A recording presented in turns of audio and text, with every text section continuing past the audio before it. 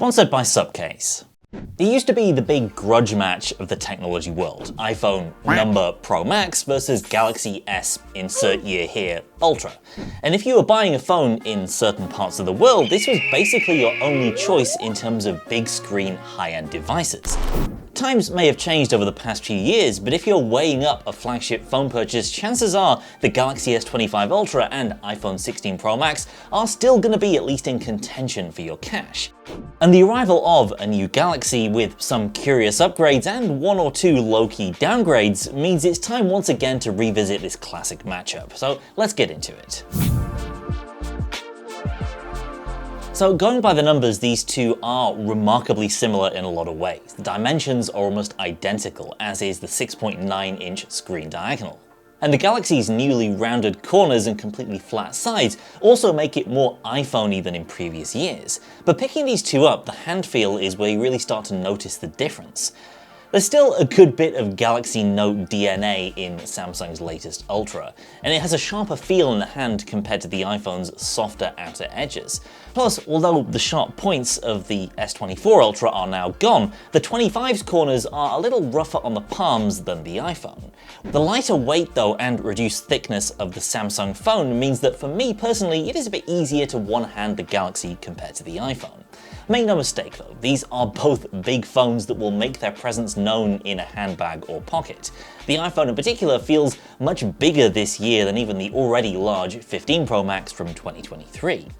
Now, I could waffle on about peak brightness and color accuracy, but once again, the most consequential difference you'll actually notice between these two displays is Samsung's exclusive use of Corning Gorilla Armor glass, this time version 2 of that fancy smartphone glass, to block reflections in a way that no other handset, including the iPhone, can match.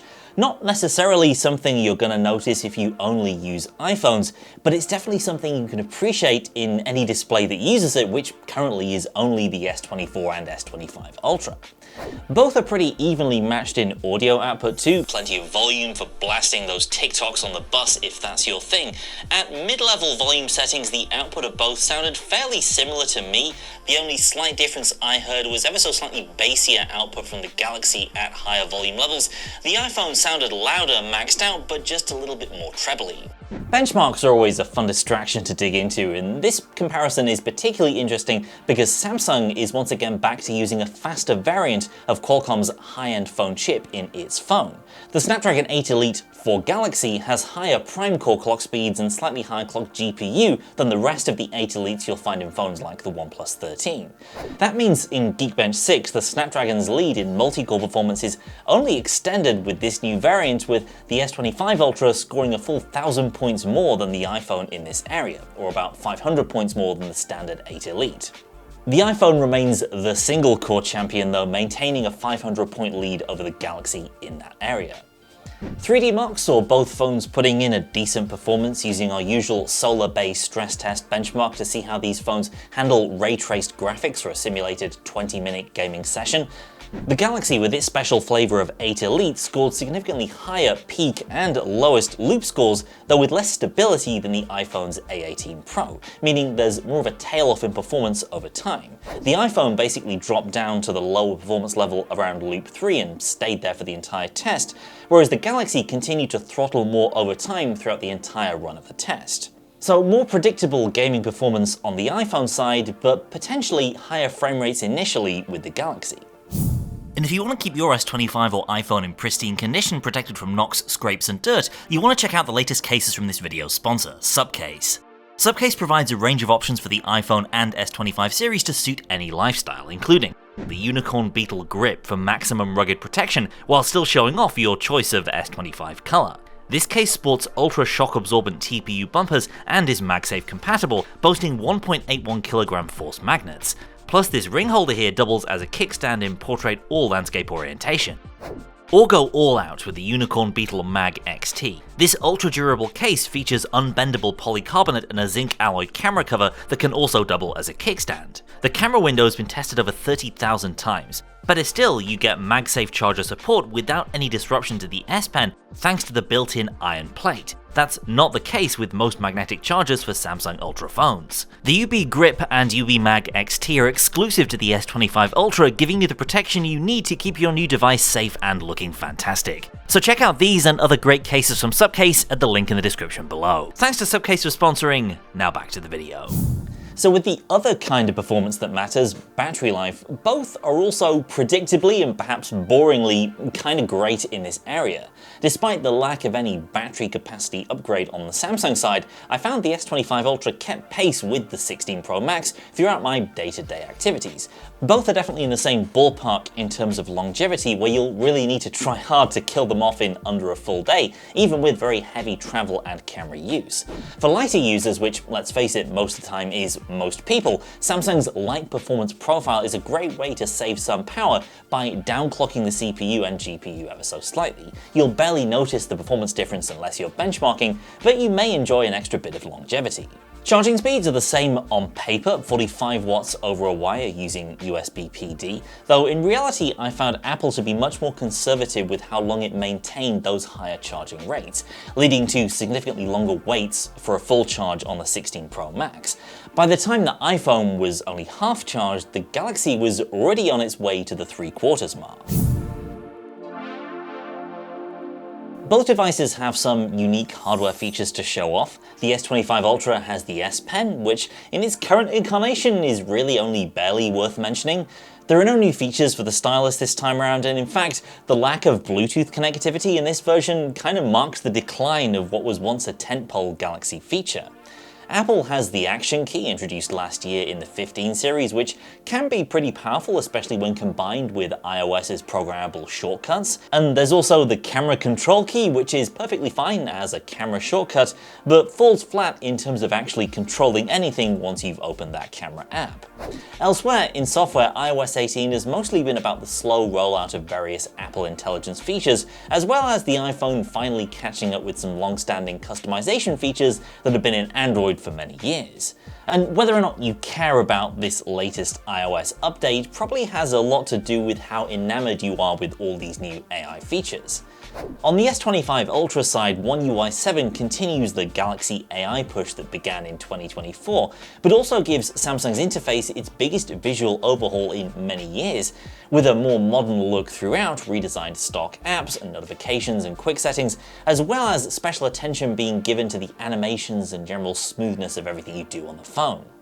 The fundamental differences between Samsung and Apple's approach to smartphone software haven't really changed though. As a portable computing device, there's a lot that the S25 Ultra can do that the iPhone can't. A great example is full multi-window support, still not available on iOS. A Samsung phone is just a lot easier to treat as a regular computer with things like a regular file system if you want to. And with downloadable extras like Good Lock, there's no end to the level of tweaking you could do or the arcane settings toggles that are available to you. Samsung also has its DeX desktop mode, a personal favorite of mine that really shows off the full power of this and other Samsung phones, effectively turning it into a mini PC when connected to an external monitor. And Samsung's ecosystem is getting better all the time. Recent Samsung laptops have screen sharing and even remote control capabilities when paired with a Samsung phone. They'll be very familiar if you've used a Mac and iPhone together.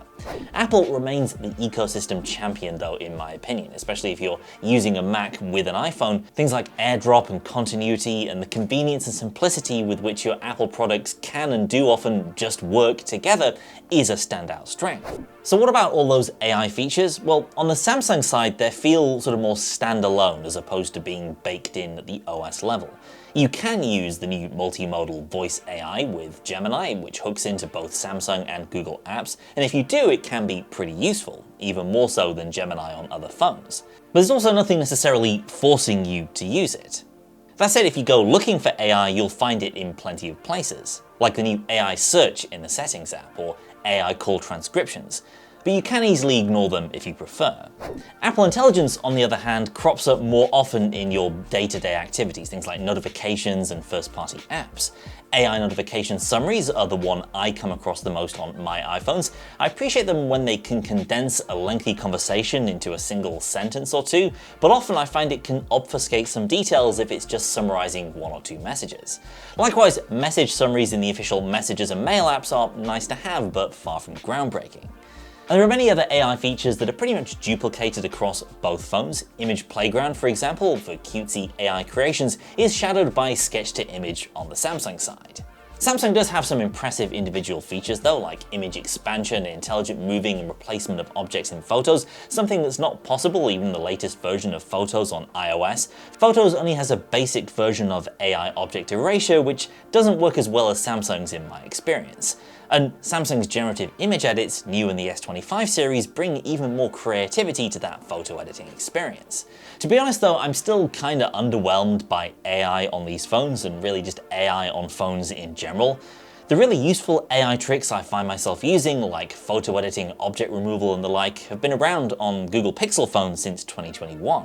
And while things like notification summaries and instant call transcriptions could be handy, they're far from killer apps.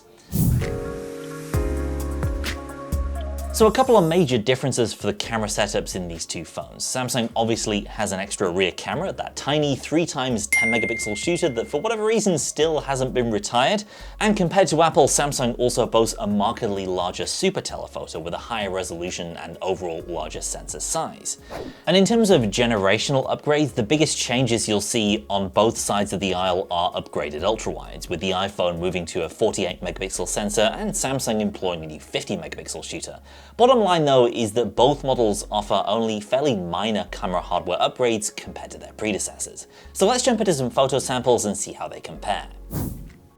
In daylight shots, the most visible difference is the ever so slightly cooler white balance in images from the S25 compared to the more neutral and sometimes even slightly warm looking output of the iPhone. That's something you'll see in shots across the board with these two phones, but I especially noticed it with the wide and ultra wide cameras. I also noticed the iPhone tended to raise its shadows a little more than the Galaxy in daylight shots like this, contributing to them sometimes appearing a little flatter looking. Though it's worth pointing out the iPhone now has its own customizable photographic looks that you can tweak in depth. We're just looking at shots taken in the default auto mode here.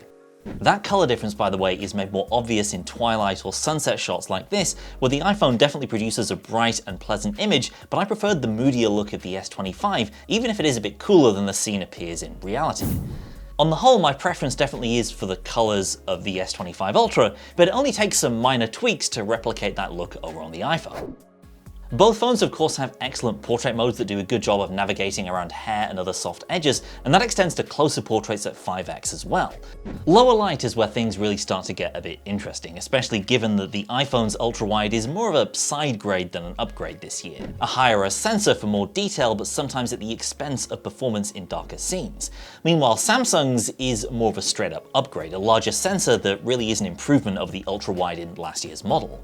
Neither ultra-wide is a great performer in lower light. I think the Google Pixel 9 Pro is still the king of ultra-wide cameras for now, but the trend I noticed in this comparison was that in darker conditions, I'd routinely get better looking shots out of the Galaxy's ultra-wide. The iPhone's night mode I found had a slight tendency to overexpose when it did fire, and as I've seen from previous iPhones, it's often not aggressive enough in activating that night mode in scenes that really need it.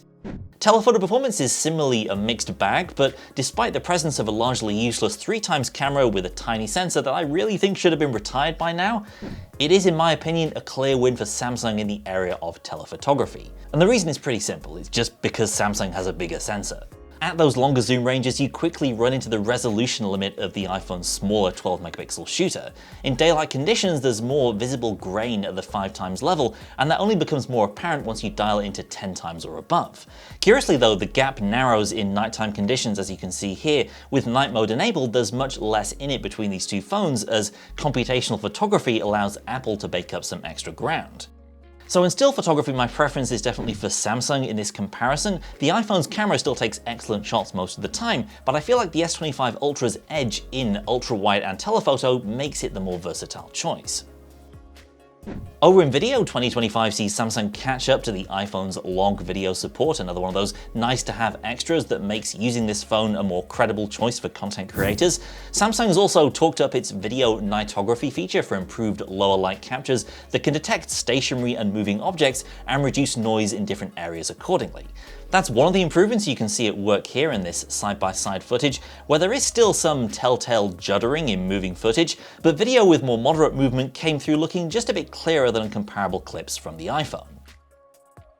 So in addition to the color difference we talked about earlier, I also noticed slightly more robust stabilization in brisk moving shots with the Galaxy, especially with its primary camera. And Samsung's optical lead with the telephoto of course translates into better looking video shot at 5 times and above, as you can see zooming into these flags here.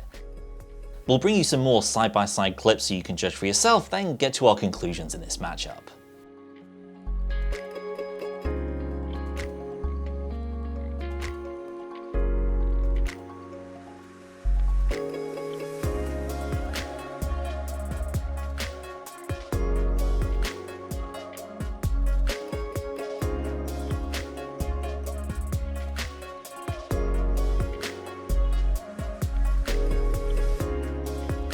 So if you asked me to choose one of these two phones to use for the next couple of years, as good as they both are, I'd have to go with the Galaxy S25 Ultra. And there are a few reasons for that. First, the new design makes the S25 Ultra much easier to use one-handed, and combined with the lighter weight, this makes a real appreciable difference to the ergonomics.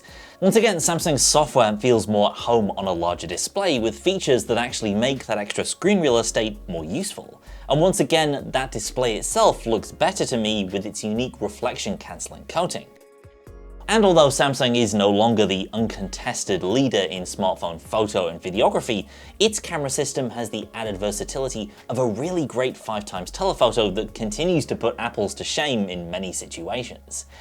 In many other areas, neither the iPhone nor the Galaxy are able to stand out as a clear winner. Both have pretty good ecosystems, and neither company's AI toys really compels me enough to move the needle. Same deal with the unique hardware features that these phones have to offer, like the S Pen and camera control key. I don't miss either of them when I'm using the other brand's device. And so ultimately, although these are still two of the best smartphones out there, for me, I think it is once again a narrow win for Samsung. But that is of course just my opinion. Hit the comments, let me know what you think. If you've used either of these two phones, which would you choose and why? Stick around and subscribe for more comparisons coming very soon. But for now, thanks for watching, and I'll see you next time.